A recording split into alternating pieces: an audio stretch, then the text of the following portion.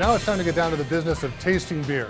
So this is a fun part of the job, but in so much as it's fun, I also want to emphasize that it's a serious part of the job as well. Being able to understand the flavors in our beer will help you be able to sell those beers to our guests and help guide them to the beers that they want to be trying and drinking at Rock Bottom. Now there are a few ground rules to tasting in my mind.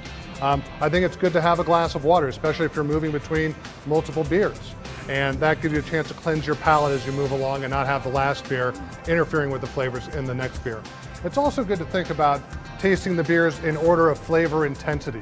So I would say if you can acknowledge or understand which of the beers are lighter in flavor intensity, that those are the first beers you should taste, and you should move up in flavor intensity as we taste those beers.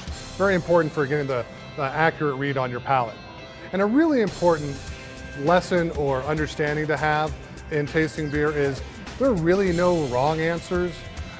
All of our palates experience flavors and we smell things and our aromas are different. So I think it's important to focus in on the flavors that you can recognize. We do have in most Rock Bottoms, you can talk to the brewer, we should make this available to you, a tasting sheet that gives you a lot of great vocabulary for being able to understand or translate some of those aromas or flavors you're finding in the beer and give it a great descriptor that our guests can understand and that you can understand and feel comfortable communicating with them, right? So that's real important. I think when you're thinking about tasting beer, you have to understand that you taste different flavors on different portions of your tongue, right? So on the back of your tongue is where we get the bitter flavors.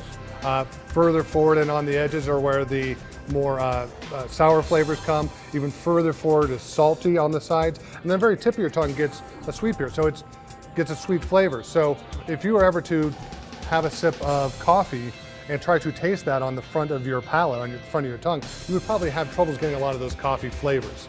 You might get the sweetener you put in there or something like that. So being aware of where to position the beer on your palate is very important as well in terms of grabbing those bitter flavors that come from hops or the sweeter, maltier flavors that come through.